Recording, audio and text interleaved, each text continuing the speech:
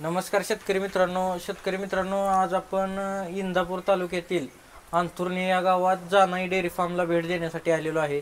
तर मित्रांनो, यांनी अगदी उत्तम प्रकारे म्हणजे चांगल्या ब्रीडच्या 18 कालवडींचे संगोपन यांनी केलेले आहे। तर आता सध्याला दूध दर कमी असल्यामुळे शेतकऱ्यांनी सध्याला कालवडी संगोपन करणे योग्य आहे। तर शेतकऱ्यांनी कालवडी न विकता कालवडी संगोपन केले पाहिजे। तर यांनी 18 कालवडींचे संगोपन केलेले आहे। तर यांच्याकडे टॉप ब्रीडच्या कालवडी आहेत। तर यांनी संगोपन कसं केलं आणि कसं संगोपन केलं पाहिजे आणि एका कालवडीची गाय किती दिवसात तयार होते ही संपूर्ण माहिती आपण या व्हिडिओच्या माध्यमातून जाणून घेणार आहे। जर कोणी आपल्या चॅनलवर नवीन असेल तर चॅनलला सबस्क्राईब करा, म्हणजेच असेच नवनवीन व्हिडिओ आपल्यापर्यंत पोहोचत राहतील। नमस्कार, माझं नाव स्वप्नील नामदेव शिंदे। इंदापूर तालुक्यामध्ये अंथुर्णी गावी आमचा जानाई डेअरी फार्म हा मुक्त संचार गोठा आहे। तर आपल्याकडं तब्बल 18 ते 19 कालवडे आहेत टॉप ब्रीडच्या ABSच्या।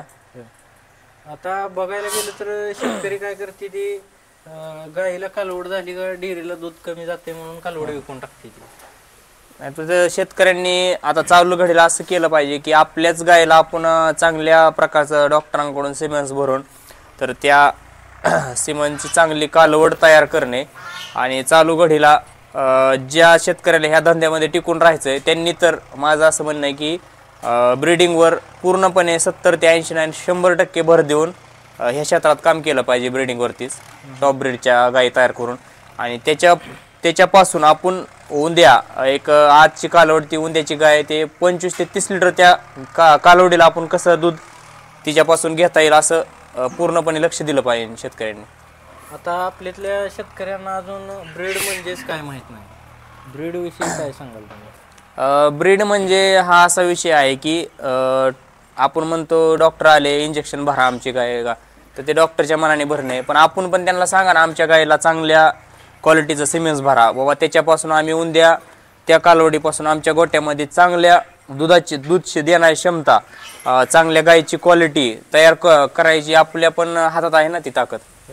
आपण पण डॉक्टरांना सांगून चांगल्या पद्धतीचं सिमेंट्स आपण स्वतः सांगून भरलं पाहिजे डॉक्टरांना। आपल्याकडे आता किती कालवडी आहेत टोटल? आपल्याकडे एक 17 ते 18 कालवडी आहेत आपल्याकडे टॉपच्या सगळ्या टॉपच्या। हा, म्हणजे किती दिवसापासून किती महिन्यापर्यंत कालवडी? आता सध्याला पाहिलं तर आपण तसं जलमल्यापासून पाहिलं तर आपल्यापर्यंत 18-19 महिन्यापतोर बी कालवडी आपण लागवडी होऊन गेल्या आहेत। 18-19 महिन्यात आपल्याकडे 18-19 महिन्यात लागवडी होऊन पक्क गाभण चेक आहे ते आपल्याकडे। हा, कुठल्या ब्रीडच्या कालवडी? आता सध्या आपल्या गोट्यामध्ये आहेत ABS कंपनीच्या ज्युपिटर आहे, आर्मड आहे, हॅमर आहे, परत पायनर कंपनीच्या आहेत। भरपूर अशा नवीनच ABS मधल्या प्रत्येक व्हरायटीच्या आहेत त्या कालवडी आपल्याकडे। कसं संगोपन केलं पाहिजे कालवडीचं जन्मल्यापासून?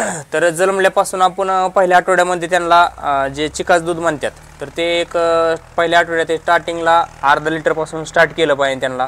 तर पहिल्या आठवड्यापत्तर 1 लिटरने आणि दुसऱ्या आठवड्यामध्ये ते कालवड जन्म झाले की 2 आठवड्यात झाले की तिला 2 लिटर पासून ते 2.5 लिटर पर्यंत 3 महिने होतोर सकाळ 2.5 लिटर संध्याकाळी 2.5 लिटर हे तिला 3 महिने प्रॉपर आईचं दूध मिळालंच पाहिजे। आणि तिथून पुढे मग तुम्ही तिचं दूध बंद केलं, ती पेंड वगैरे खायला लागली, वैरण खायला लागली, तिथून पुढे तुम्ही महिन्याला तिला जंताचा डोस वगैरे प्रॉपर ही महिन्याला जंताचा डोस झालंच पाहिजे तिला।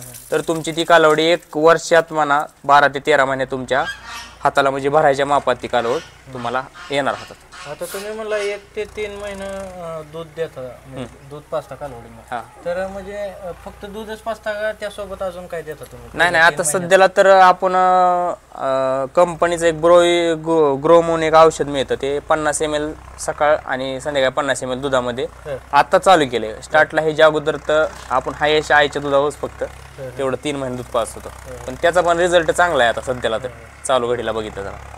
ते कोणतं औषध आहे म्हणलं, त्यानं काय रिझल्ट येतो? ब्रोयुगो म्हणजे त्यांनी शरीराची वाढ होती, कालवडांचं वजन वाढतंय आणि शरीर असं मजबूत होतंय त्याने।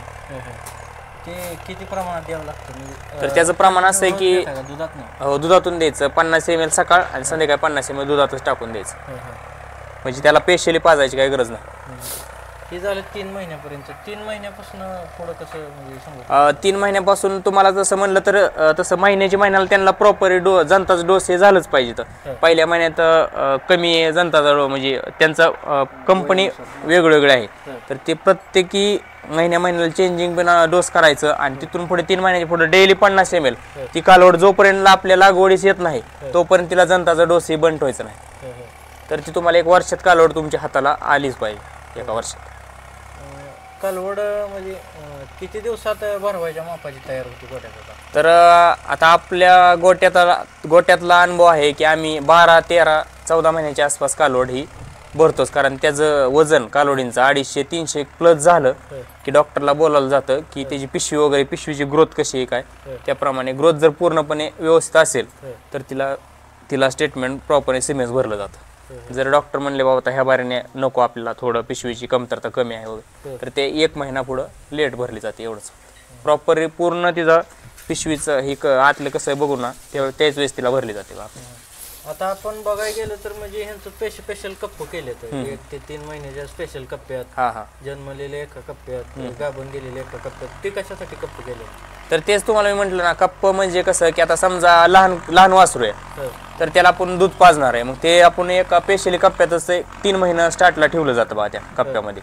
तर स्पेशली कशामुळे की त्यालाच स्पेशली दूध तिथं जाऊन पाजता आलं पाहिजे सगळं, म्हणजे दुसऱ्या कालवडाने तिथं पण नाही आलं पाहिजे, त्याला डुसबुस नाही, म्हणजे स्पेशली त्याला त्यासाठी कम्फर्टेबल स्वतःसाठी स्पेशल दूध पाजता आलं पाहिजे. त्याला पण तेवढ्या ह्याच्या वावरात त्याला बिन अडचण नाही झाली पाहिजे की बाबा दूध पिलंय बाबा, व्यायाम झाला पाहिजे, व्यवस्थित सगळं झालं पाहिजे. की नाहीतर मोठ्या गायीने समजा मिक्स जर असले तर मोठी गायीने त्याला डुसबुस कर, एखाद्याला धक्काबुक्की लागली, लहान वासराचं म्हणजे लहान बाळागतच काम आहे, तर ते म्हणजे तिथं डिस्टर्ब होऊन जात तिथून पुढं सगळं. त्यासाठी आम्ही ह्यांच्या नियोजन पद्धतीने सगळे स्पेशल कप्प केलं आपण, त्यांना पण जीवन त्यांना व्यवस्थित जगता यावं त्यासाठी.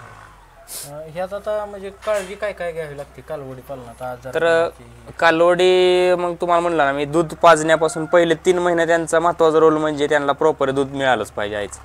तिथून पुढे त्यांना 2 महिन्याचं झाले की ते पेंड खायला चालू करतात. मग त्यांना ते मार्केटमध्ये कुठल्या पण कंपनीची पेंड वगैरे आहे सगळ्या, तर ते पेंड मिळतात. मग त्यांना तिथून पुढे पेंड चालू करणे. पेंड जर समजा पहिल्यांदा वंजळ खायला लागली, परत 2 वंजळ, मग 1 किलो ज्यावेळेस ती पेंड खायला कालवड त्यावेळेस तिचं दूध प्रॉपरली बंद करून टाकायचं.